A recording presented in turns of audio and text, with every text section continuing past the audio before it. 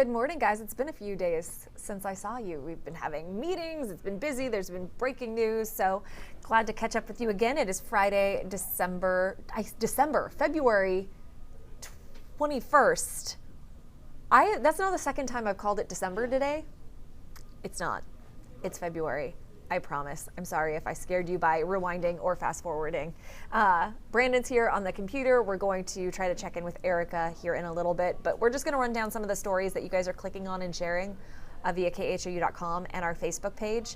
A couple of these are kind of rough, so I want to warn you going in. Our first two stories,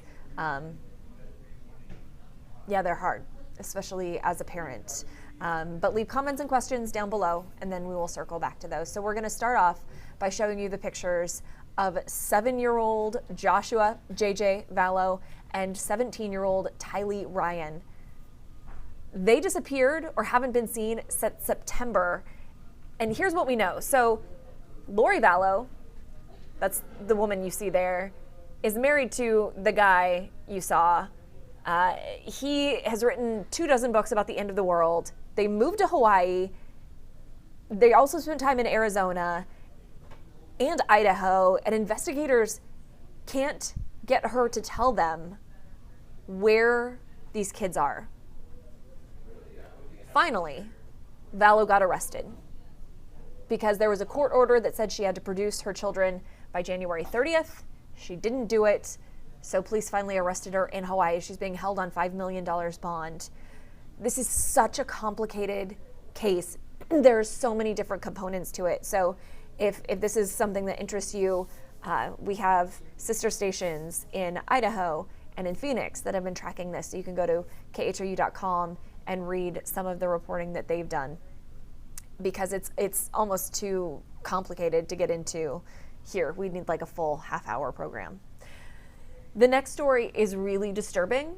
I'm not going to get into a lot of the details on it because it is so disturbing. So again, I'll push you to KHOU.com. We shared the link up above. But it's this case out of Missouri. An 11-year-old girl gave birth in a bathtub. A man takes that baby to the hospital, and then there are a lot of questions. And what investigators figured out is that one of her relatives, 17-year-old boy, had been raping her. He told them hundreds of times. His mom and his mom, his dad are the ones who took the baby to the hospital. They all face charges now. So this is the mom. She is charged with endangering a child. And then the 17-year-old is charged with a whole long list that includes incest, rape, just awful case. And every day there's something new here. So again, if this is something you feel compelled to read up on, you can go to that link up above. It's one that makes you sick to your stomach, especially as a parent of girls. My girls are 12 and 14, and I cannot fathom what she and her family are going through. Moving on to the next story, though. This is another one I said earlier this morning. If you could try to explain this to me, and I'm never going to understand how this happens. A North Texas demolition company, tore down the wrong house. What you're looking at is the house that was not supposed to be torn down. It was left to the owner in inheritance. He was renovating it with the hope of moving back in at some point. But yeah, Jeremy Weninger, who's the owner, is not going to be moving in there. So the company was slated to knock down a house a couple doors down, and says there was a mistake. So we have the statement from the company. The owner says the house wasn't marked and it had no power and no gas. All I can say is I'm sorry. It's our worst mistake and we'll make it right. I don't know how you make it right. By the way, it was a 1923 Craftsman home. I don't even know what I would do in that instance. What would I mean, it's not like he was living there, so maybe it wasn't full of all his belongings. But could you imagine you drive home today and your house just isn't there because a company knocked it down instead of your neighbors down the way? This is a mind blown kind of story. And we're going to wrap it up with a warning for those of you who haven't gone to get your real ID yet. Pull out your driver's license, see if there's a little gold star on it. If there's not, you need to go get your real ID. The deadline is in October, but Texas expects like a huge rush of people trying to get theirs. Right now, there are still 3 million people who need to get one. And they only have, 6 months to do it? You know how long lines are anyway. So you got to get in as soon as you can. I do also want to encourage you to pop up into that link and look at the requirements so you're not waiting in line to go get it and realize you don't have the right documents. But you're going to need that gold star as soon as you can get it. 17 million Texans already have theirs, which is kind of impressive. I didn't even know this was a thing. And when the headlines started coming out, I went back and checked and made sure that I do have the gold star. I must have brought all the right paperwork, but you're going to need it to travel. There also have been issues. We've done multiple stories about folks who are older who maybe don't have the birth certificate or documentation they need trying to get their real ID, and it's been problematic. So again, make sure you look up all the documentation you need before you go get in line. How we looking over there, Brandon? Still making it. Okay. We can go through comments if you want. Yeah, we'll go through comments. We're just waiting for Erica. She has to do a cut-in downstairs, like basically the little news segment, the little weather update you see on TV every so often. She had to run downstairs and do one of those, so she's just getting mic'd up. So we'll go through some of your comments and questions. Yeah, a lot of people at the top of the comment thread are talking about, Kate especially saying finally on Lori Vallow being arrested. This has been such a weird case to follow. And just see that they're just refusing to give up any information. And it's wild to me that they've been able to do that for so long. Yeah. We were talking about September. That's when people started raising questions about where they were. The grandparents were concerned. And then now we're, 5 months on? There's been no sign of these kids. She's off in Hawaii with her new husband. There's a lot of speculation. We don't have answers because she's not giving investigators any, but. Yeah, I think this may just be, I've seen online a lot of people are saying this is in a system where you are innocent until proven guilty. This is one of those weird slip through the cracks kind of things that can happen that we don't really have a system in place to deal with because even though the court of public opinion might say one thing, we cannot prove what has happened to these kids until we have evidence, and we can't really get evidence until, one of these people talks or gives up information. Yeah. Which is why, just kind of stuck in a standstill here.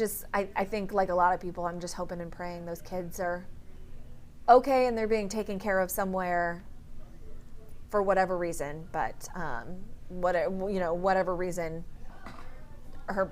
the parents want to keep them private, safe. I don't know. You fear it's going to be the worst. All right, I hear Erica in my ear. I think that means she is ready to go. So let's turn it over to you. I know this morning I said Mardi Gras. It's Mardi Gras festivities are this weekend, a lot of parades, and it looks like Saturday could be a pretty good day. Yeah, that's right. So I know a lot going on this weekend, and the forecast is looking really, really good. Whether you're planning to go out and enjoy those Mardi Gras festivities or just enjoy a nice calm weekend on your patio, it's going to be pretty nice outside. So here's a look at what's going on right now temperature-wise. 41 degrees your current temperature, north wind at 12 miles an hour. It's not going to be as windy as what we had yesterday, but it's still breezy at times throughout parts of the area this morning. Temperature-wise, here's what's going on. It's cold outside. there's definitely a chill in the air. This is the coldest morning we've woken up to all week long because of the low humidity and the lack of clouds overnight. So still in the 30s for our northern counties. Conroe at 38 degrees. You're going to want the winter coat this morning and possibly even a light sweater throughout the day. Highs are only in the mid 50s, but check out the sunshine. Looking forward to one full, complete sunny day, that's for sure. Okay, allergy index. I have to talk about this because if you have been itchy, coughing, sneezing, a little more than normal, just waking up not feeling too good, here's what's back. Oak is back, and oak is actually a spring pollen, so that indicates that we've had such a mild winter so far that we're already seeing allergens that we normally peak in the month of April, and we're already seeing them starting to peak in February. So pretty interesting scenario out there, just a heads up. And that's also the pollen that really gets your vehicle dirty. If you have a black car, you can notice if there's that yellow orangish tint to it. That is likely oak pollen. Okay, everything else looking pretty low. If not, we're not seeing anything at all. Northeast wind in place right now. Radar's clear and quiet. Let's head out to the Pacific and see what's churning out in the Pacific. This is our next system, which arrives on Monday, another area of low pressure that's developing. So this system in particular will be our next rainmaker also. Lots of sunshine for the next couple of mornings. We're talking temperatures in the 30s. Temperatures throughout the day mainly in the 50s, and then a south wind return. So that south wind is going to bring back a few clouds for Saturday afternoon leading into Sunday. That'll bring mostly cloudy skies. That's ahead of the next cold front, which pushes through on Monday. That cold front right now about a 50% chance of scattered showers and storms. Most of the rain will be up north around this area of low pressure. So we got the southern end of this system, but it still could bring in some beneficial rain for sure. And good news about this system, unlike the system we dealt with this week, is that this system will clear out and bring us a sunny stretch. So take a look at your 7-day forecast after a lovely weekend. Here's our best rain chance on Monday with the cold front pushing through, and there's that sunny stretch ahead, and it'll take a 24 to 48 hour kind of period for cooler air to filter in behind this front, and that's going to lead us into the possibility of seeing some pretty good light freezing areas. Possibly even colder than that for our northern counties. If we have a light freeze here in Houston by Thursday morning, good chance we could have some 20s for our northern counties. So if you were planning to plant your spring garden this weekend, hold off on that because we may have a couple more chances of seeing some freezing temperatures. But Brandy, something tells me that a lot of us are okay with that. It's good to have a little mix where it actually feels like winter, but you know, I don't mind that 74 in the forecast either. Yeah, 70s perfect. Now, when we get closer to 90s, you know, that's when it starts pushing it. But I can just, you know, embrace this 7-day. 2 out of 7 days with small rain chances, not looking too bad. You did it right today, Erica. Well, thank you. I haven't heard that lately, so I appreciate it. We appreciate you. Thank you so much. Okay, let's review any more comments and questions, Brandon. Yeah, we have one here from Charity. She's asking about the Real ID story. If you just need it to fly, or if there's any other reason that you would need this. Yeah, it's really for travel. Excuse me. It's for travel. So you can still use your passport if you have that instead. There is an alternative, but because you're probably going to have to renew your license anyway, you might as well just get her done. And also don't forget to renew passports either. If you have one lying around and you want to use it, make sure it's actually still in date. I had a friend that tried to go. I was going to say, you're saying like, you know. I have a friend a friend that tried to go on a flight to Mexico. Got everything booked. You know, he's really proud of himself. Booked everything on time, and then gets to the gate, realizes his passport has expired by like 2 years, and he just never thought about it. Wow. Yeah. So make sure that one's up to date too, people.